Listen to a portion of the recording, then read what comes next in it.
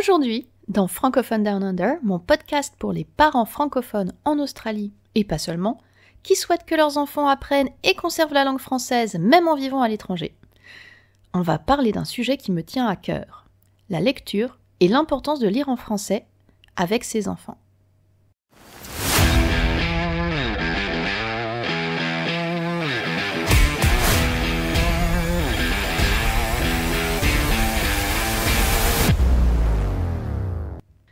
Bienvenue dans l'épisode 7 de la deuxième saison de Francophone Down Under. Déjà l'épisode 7, moi j'en reviens pas.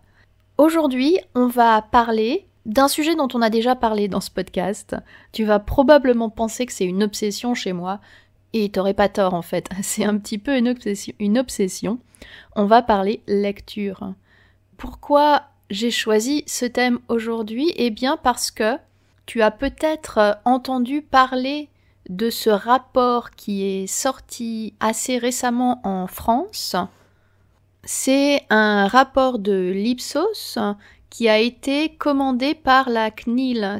La CNIL, c'est le Centre national du livre. Et ce rapport a fait couler beaucoup d'encre. Je l'ai vu apparaître à la fois à travers des articles de journaux, des articles de presse que j'ai pu lire. J'en ai même entendu parler dans un podcast de France Culture qui s'appelle Lecture Jeunesse, que je recommande d'ailleurs. Un rapport donc sur les jeunes Français et la lecture en 2024. Et alors, d'après ce rapport, qui serait alarmant et qui serait une sonnette d'alarme d'après certains médias, les jeunes Français lisent moins aujourd'hui. On peut interpréter les chiffres de tout un tas de manières différentes. C'est vrai que les jeunes lisent moins aujourd'hui. Après, on s'aperçoit malgré tout que c'est pas complètement une catastrophe. Notamment, beaucoup de jeunes lisent sur tablette ou sur leur téléphone, un peu comme nous. Et beaucoup de jeunes aussi écoutent des podcasts ou des livres audio, un peu comme nous. Et enfin, on peut signaler qu'un genre littéraire qui n'est pas toujours considéré comme noble, la BD ou le manga continue sa progression. Et honnêtement, il n'y a rien de mal à lire de la BD ou du manga. Bref, j'ai donc entendu parler pas mal de ce nouveau rapport. Une chose est sûre face à la lecture, c'est que c'est une habitude qu'on peut encourager dès le plus jeune âge des enfants. Et c'est aussi une excellente habitude quand on essaye d'encourager la pratique du français chez ses enfants quand on est dans un milieu bilingue. La lecture et moi, en tout cas, ça a toujours été une grande histoire d'amour. J'ai toujours aimé lire. J'ai appris à lire assez rapidement et ensuite j'ai dévoré les livres, probablement trop rapidement au goût de mes parents. Et au goût de la bibliothécaire de mon tout petit village. On avait une toute petite bibliothèque et je pense que j'avais lu tous les livres enfants assez rapidement. Avant d'arriver en Australie, je lisais beaucoup de romans papier et j'achetais beaucoup de livres. C'est pour ça que je te parle toujours de la taille de ma bibliothèque, qui est prête à imploser. J'achetais beaucoup de livres, j'avais toujours plusieurs romans d'avance. Quand je suis arrivée en Australie, c'est devenu tout de suite plus compliqué de lire en français, alors il a fallu que je me mette à la lecture en anglais. Ça n'a pas été très compliqué, et j'ai même eu le plaisir de redécouvrir des romans que j'avais lus en français, mais cette fois-ci en version originale, donc en anglais. Comme je suis une grande consommatrice de science-fiction, de fantasy, c'est vrai que ce sont des romans qui sont pas mal écrits en anglais, c'est un genre littéraire qui est assez anglophone, donc j'ai eu le grand plaisir de redécouvrir ces livres, mais dans leur version originale.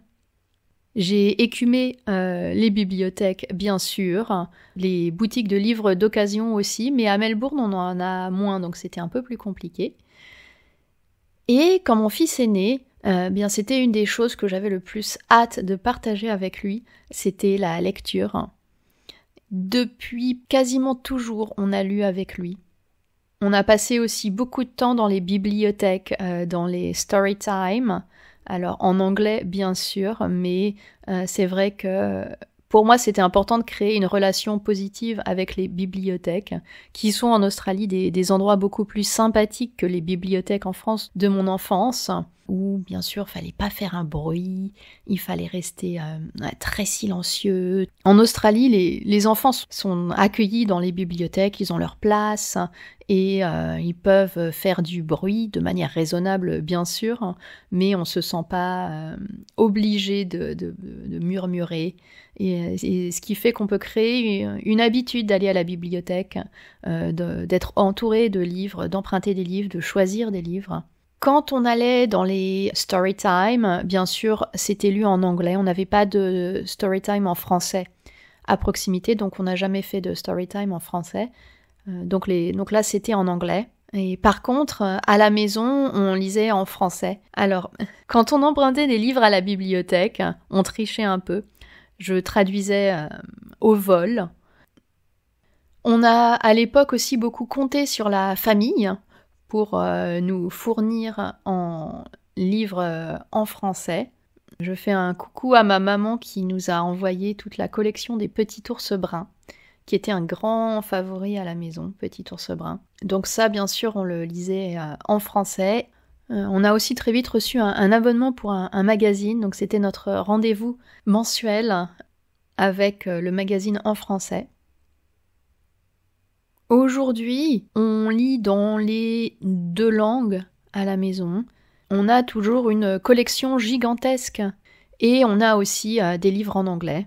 À la bibliothèque, si ça nous arrive d'aller à la bibliothèque, on y va un petit peu moins souvent ces derniers temps, mais à la bibliothèque, on emprunte des livres en anglais, bien sûr. Donc là, on fait plus de traduction parce que ça devient vraiment compliqué. Mais on a toujours l'accès aux livres dans les 2 langues. Pendant très longtemps, on a lu une histoire tous les soirs. Tous les soirs, on a passé au moins 30 minutes à lire ensemble, et une grande partie de ce temps-là a été consacré à lire en français. Quand il a su lire seul, pendant un moment, il a voulu lire tout seul, le soir, donc on a arrêté, et puis là, on a recommencé. Alors, c'est plus tous les soirs, ça dépend de notre humeur, mais on a recommencé à lire ensemble, donc je lui lis, ou son papa lui lit une histoire le soir. Et ça fait toujours partie de mes moments préférés dans la journée, parce que c'est un moment où on est ensemble, un moment de complicité, et c'est un moment où on est ensemble autour de la langue française, et c'est un moment qui est positif, qui est agréable, qui est doux, et de ce fait-là, ça renforce l'association de la langue française, qui est notre langue maternelle, avec quelque chose de positif et d'agréable. Au-delà de ces moments de complicité qui renforcent les liens émotionnels à la langue, il y a bien sûr beaucoup d'autres bénéfices à lire en français à son enfant ou avec son enfant par la suite, et beaucoup de bénéfices pour le développement et la conservation de la langue française pour un enfant bilingue ou multilingue. Un des bénéfices principaux pour moi, en tout cas, c'est ce que je viens d'évoquer, ce moment de complicité qui crée une association émotionnelle, une association positive avec la langue, puisque c'est un moment particulier, un moment privilégié avec papa ou maman. Un second bénéfice de la lecture en français, c'est alors l'acquisition et l'accroissement du vocabulaire et des structures grammaticales. Parce que les livres pour enfants, même si ce sont des livres qui sont à la destination des enfants, sont écrits avec une diversité de vocabulaire et de structures grammaticales de qualité, et ça permet d'exposer nos petits bilingues à des mots, des expressions et des structures qu'on n'emploie pas forcément dans la vie de tous les jours et surtout dans le langage parlé. Là, on est exposé à du langage écrit et ça permet d'introduire des mots nouveaux et de renforcer la grammaire. La lecture, ça se fait en interaction, tu le sais très probablement. C'est-à-dire qu'on ne va pas se contenter de lire ce qui est écrit. Quand on lit avec un enfant, on s'arrête, on lui pose des questions, on pointe les images, on s'assure qu'il a bien compris. Et il ne faut pas hésiter à s'arrêter et à demander la confirmation de la compréhension. C'est-à-dire qu'il ne faut pas hésiter à s'arrêter et à demander « Tu comprends ce mot-là ?»« Oui, d'accord. » Et tu peux demander à ton petit bilingue d'expliquer avec ses mots à lui. C'est une très très bonne façon de le faire parler, mine de rien. Un nouveau bénéfice de la lecture en français avec son petit bilingue, c'est l'apport culturel, donc les connaissances culturelles que ça apporte à l'enfant, notamment au point de vue de la vie quotidienne en France ou dans un pays francophone, mais aussi les connaissances de ce qu'on appelle la culture générale, donc par exemple les connaissances géographiques ou historiques, qui peuvent être très différentes de ton pays d'adoption. Donc, ce que je veux dire par là, c'est, je vais revenir à Petit Ours Brun, par exemple, qui était un grand favori à la maison quand mon fils était petit, mais il y a plein d'autres personnages de la littérature jeunesse qui sont bien aimés. Et Petit Ours Brun, eh bien, il fait des choses qu'un petit Français ferait. Il va à la maternelle, par exemple, et en Australie, on n'a pas de maternelle en tant que telle. On a des garderies avec ensuite, pour les enfants de 3 ans puis de 4 ans, ce qu'on appelle le kindy, mais c'est pas toujours des journées pleines, c'est assez souvent en session, donc seulement 3 ou 4 heures d'affilée par exemple. C'est pas toute la semaine. Ça se repose beaucoup sur le jeu, c'est beaucoup moins scolaire ou académique. Donc c'est hyper différent de ce qu'un petit Français peut vivre en allant à la maternelle à partir de 3 ans, 4 ou 5 jours par semaine, de 8h30 du matin à je sais même plus à quelle heure on finit aujourd'hui en France, 3h30, 4h. Donc voilà, c'est vraiment très différent. Donc ce genre de connaissance de la culture française, de montrer le quotidien des petits Français qui vivent en France en comparaison avec le quotidien de notre petit bilingue, donc par exemple mon petit Australien qui va à la garderie, qui va au kindy et pas à la maternelle, c'est quelque chose d'assez important pour lui permettre de comprendre, le monde français et de construire des bases de sa connaissance de la culture de la France dans laquelle il ne vit pas. Et ça continue ensuite quand les enfants grandissent avec les connaissances géographiques par exemple.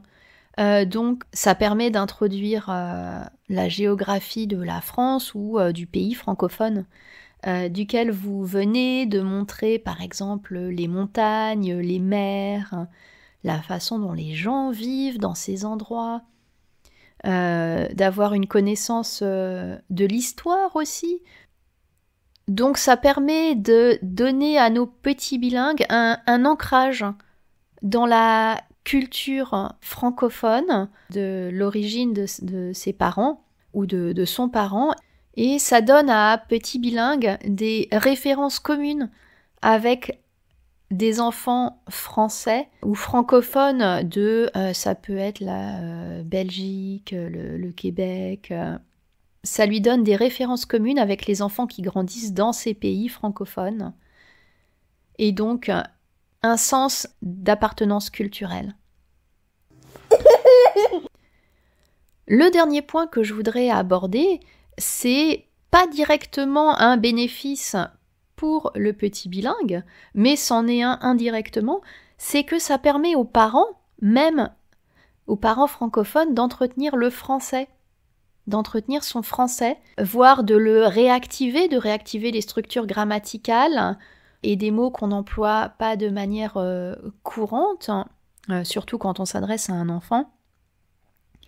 parce que certains d'entre nous vivent dans des familles uniquement francophones ou majoritairement francophones, comme c'est mon cas. Donc à la maison, on a toujours parlé français, mais malgré tout, à l'extérieur, on parle anglais pour le travail.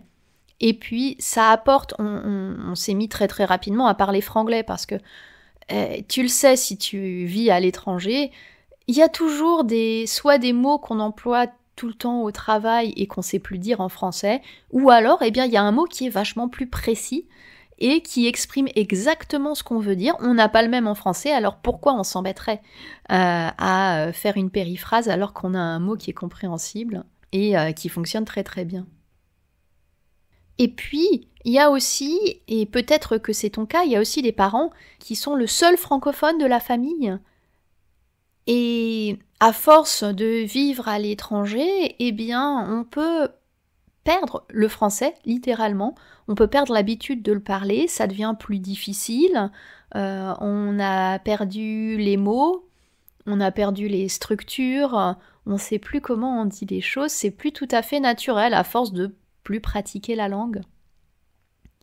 Et de la même façon que ce que j'évoquais dans l'épisode sur les podcasts, où je disais que moi j'écoute des podcasts en français quasiment uniquement parce que ça me connecte à la langue française et ça me permet de rester proche de la langue française parlée d'aujourd'hui, eh bien, lire en français, ça peut permettre de se reconnecter à la langue française, à la culture française.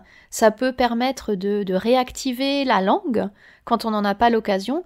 Et ça, c'est un bénéfice pour le parent, bien entendu, mais c'est aussi tout bénef, finalement, pour le petit bilingue. Parce que le petit bilingue, s'il a un parent qui retrouve sa maîtrise du français, qui retrouve ses mots, qui retrouve la pratique de la langue, eh bien, forcément, le parent va pouvoir mieux parler en français avec son enfant, avec un vocabulaire plus étendu, des structures plus justes. Donc voilà, ça peut nous permettre de retrouver des expressions qui sont plus justes, plus proches de la réalité de la langue française, et donc de la transmettre de manière plus exacte, plus naturelle à notre petit bilingue. Donc c'est tout bénef à la fois pour le parent et pour son enfant. Et enfin, pour terminer, j'ai cherché des points négatifs à lire en français avec son enfant, et pour être honnête, j'en vois pas. Alors, j'ai peut-être un avis un petit peu biaisé, puisque comme je vous ai expliqué, j'adore la lecture, c'est vraiment quelque chose qui fait partie de ma vie, mais j'ai pas trouvé de points négatifs au fait de lire en français à son enfant, à part peut-être le coût. Clairement, lire, ça peut coûter de l'argent si on achète des livres. Et quand on est en Australie, par exemple, à l'autre bout du monde, si on cherche à lire en français, ça peut commencer à devenir un petit budget. Voilà, c'est vraiment le seul point négatif que j'ai pu trouver. Si le coût des livres en français est un problème pour toi, tu peux te référer à 2 épisodes de la première saison, donc des épisodes de 2023, l'épisode numéro 2, qui explique comment lire en français sans y laisser un bras, et l'épisode 5, qui était une interview que j'avais faite avec Sabine, qui a lancé Babel Books. C'est un site australien qui vend des livres d'occasion en français, en anglais aussi, mais en français. Voilà, c'est mes 2 petites astuces pour transformer ce point négatif du coup en un point un tout petit peu moins négatif. C'est tout sur l'importance de lire en français à son petit bilingue. Si tu penses que cet épisode peut être utile à un autre parent d'enfant bilingue que tu connais, n'hésite surtout pas à le partager et à partager l'amour de la lecture en français avec d'autres parents d'enfants bilingues. Tu sais comment rester en contact avec moi si tu veux me faire coucou, me suggérer un thème pour un épisode. Tout est dans les notes de l'épisode. Je te retrouve dans 2 semaines avec un nouvel épisode tout beau, tout chaud. Et je te dis au revoir. Salut!